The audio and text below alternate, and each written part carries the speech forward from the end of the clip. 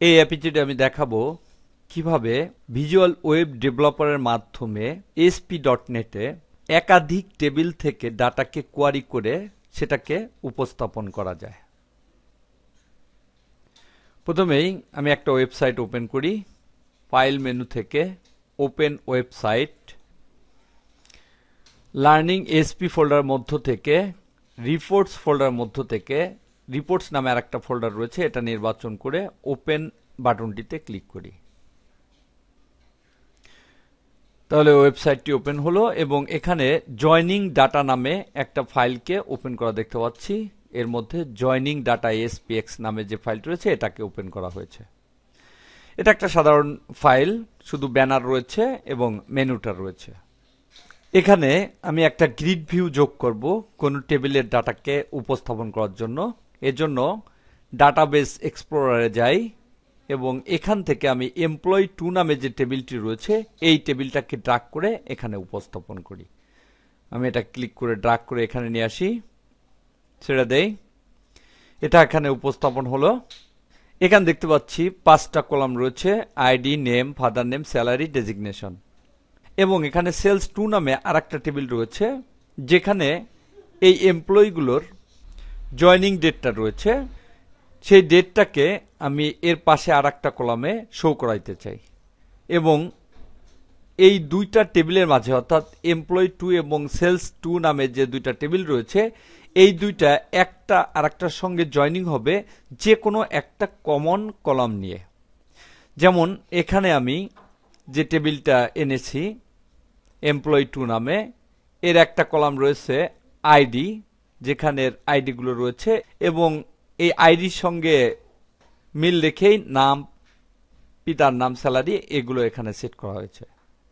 আবার যে টেবিলটি রয়েছে এখানেও দেখতে পাচ্ছি আইডি নামে একটা কলাম রয়েছে। এই আইডি এবং এই আইডি হচ্ছে কমন কলাম, অর্থাৎ এখানে এর যার 0 আইডি, সেলস2 নামে যে টেবিলটি রয়েছে সেখানেও 0, একই লোকের আইডি পাওয়া যাবে, অর্থাৎ একই আইডির সমস্ত ডাটা একজনেরই। এবার আমি প্রথমে কোয়ারি করব। কোয়ারি করার জন্য এই কন্ট্রোলটার উপরে ক্লিক করি এবং প্রপার্টিজ প্যানেলের উপরে ডাবল ক্লিক করে এটাকে এক্সপ্যান্ড করি, এটাকে ড্রাগ করে মাঝে নিয়ে আসি এবং বড় করি। দেখতে পাচ্ছি এখানে সিলেক্ট কোয়ারি নামে একটা প্রপার্টিজ রয়েছে, এর সামনে কোয়ারি রয়েছে। এখানে ক্লিক করি, এখানে একটা ইলিপস বাটন এসেছে, এর উপরে ক্লিক করি। এখান থেকে কোয়ারি বিল্ডার এই বাটনটির উপরে ক্লিক করতে হবে। আমি এখানে ক্লিক করি, দেখতে পাচ্ছি কোয়ারি বিল্ডারের উইন্ডোটি এসেছে।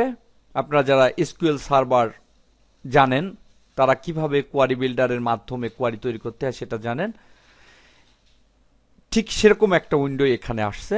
আমি এখানে এটাকে এক্সপ্যান্ড করি, দেখতে পাচ্ছি এমপ্লয়ি2 নামে যে টেবিলটি রয়েছে সেটা এখানে আসছে।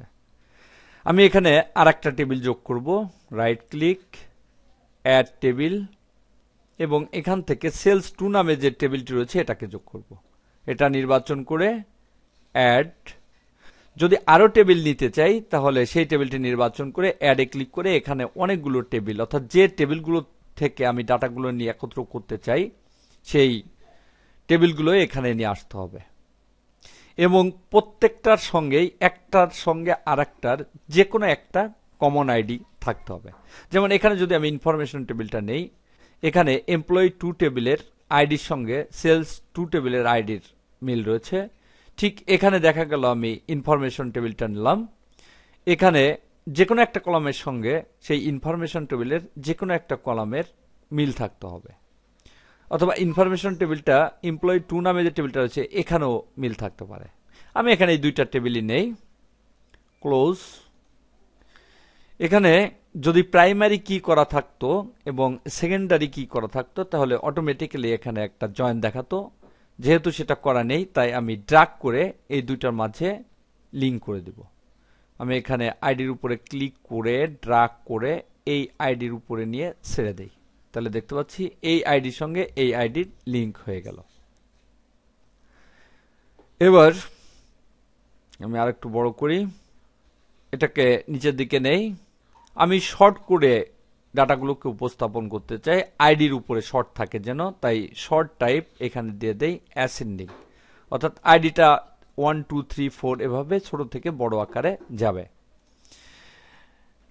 এবার নামের সঙ্গে যদি আমি কোনো অংশ জুড়ে দিতে চাই, যেমন আমি চাই প্রতিটি নামের পূর্বে যেন মিস্টার লেখা থাকে, তাহলে এর পূর্বে সিঙ্গেল কোটেশনের মধ্যে লেখাটা লিখে দেই, single quotation mister dot single quotation, এবং মাঝে একটা স্পেস দেওয়ার জন্য এখানে দেই প্লাস স্পেস সিঙ্গেল কোটেশন আবার সিঙ্গেল কোটেশন স্পেস প্লাস, অর্থাৎ এখানে আমি বোঝালাম সিঙ্গেল কোটেশনের মধ্যে যদি কিছু না দেই তাহলে একটা স্পেস দিয়ে দিবে। এভাবে ডাটাটাকে উপস্থাপন করতে বললাম, এবং এখানে বললাম এখানে যেন লেখা আসে ফুল নেম, এই কথাটা কলামে লেখা আসবে। আমি টেস্ট করে দেখার জন্য এখান থেকে এক্সিকিউট কোয়ারি এই বাটনটিতে ক্লিক করি, দেখতে পাচ্ছি কোয়ারিটি এক্সিকিউট হয়েছে। এখানে শর্ট হয়েছে 1 2 3 4 এভাবে শর্ট হয়েছে। ফুল নেম সব নামের পূর্বে মিস্টার এসেছে, ফাদার নেম লেখা হয়েছে, স্যালারি লেখা হয়েছে এবং ডেজিগনেশন লেখা হয়েছে। এখানে দেখতে পাচ্ছি প্রথম যে টেবিলটা নেওয়া হয়েছে এমপ্লয়ি 2 নামে, এই টেবিলেরই 5টা কলাম সিলেক্ট করা রয়েছে। এবার এর সঙ্গে আমি সেলস টেবিলের জয়নিং ডেটটাকে যুক্ত করতে চাই। এটা নির্বাচন করলাম, এক্সিকিউট কোয়ারি দেখার জন্য দেখতে পাচ্ছি জয়নিং ডেটটা চলে আসছে, অর্থাৎ এই টেবিলের যে কলামগুলো নেওয়া হয়েছে এর সঙ্গে এই টেবিলের জয়নিং ডেটটা চলে আসছে। এখন যদি এখানে কোনো কমন কলাম না থাকতো তাহলে এই জয়নিং ডেটের সঙ্গে এই তথ্যগুলোর মিল থাকতো না। যেমন মিস্টার শাইন এর জয়নিং ডেট হচ্ছে 11/10/2008। যদি কমন কলাম না থাকতো তাহলে এই জয়নিং ডেটটা যে শাহিনের এটা মিলতো না, অর্থাৎ অন্য জায়গায় ডেটটা চলে যেত। ডেটটা ঠিকই এখানে চলে আসতো কিন্তু অন্য একজনের পাশে গিয়ে বসে যেত। এই জন্য কমপক্ষে একটা কমন কলাম থাকতে হবে এবং তার মাঝে লিঙ্ক করতে হবে। ওকেতে ক্লিক, দেখতে পাচ্ছি এখানে পুরা কোডটা চলে আসছে, আমি এতক্ষণ যে কাজগুলো করলাম তার কোডগুলো চলে আসছে। ওকেতে ক্লিক, দেখতে পাচ্ছি এখানে ID name father name salary designation এই কটা আসছে, কিন্তু এর সঙ্গে যে জয়নিং ডেটটা যোগ করেছি সেটা আসেনি। এখানে ক্লিক করি, গ্রেটার দ্যানে ক্লিক করি, এটাকে রিফ্রেশ করি, অর্থাৎ এই স্কিমাটাকে রিফ্রেশ করতে হবে। রিফ্রেশ, ইয়েস, তাহলে দেখতে পাচ্ছি এই 5টা কলামের সঙ্গে জয়নিং ডেট যে আলাদা টেবিলে ছিল, অর্থাৎ সেলস 2 নামে যে টেবিলটি ছিল সেখানে জয়নিং ডেটটা ছিল সেটা এখানে চলে আসছে। এবার ফাইলটাকে সেভ করি, কিবোর্ড থেকে Ctrl+S এবং ফাইলটাকে রান করি, কিবোর্ড থেকে Ctrl+F5, ম্যাক্সিমাইজ করি।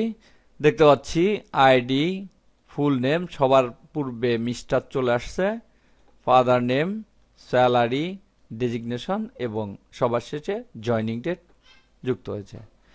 এভাবে একাধিক টেবিল থেকে কমন কলামের মাধ্যমে জয়েন করে ডাটাগুলোকে একসঙ্গে উপস্থাপন করা যায়।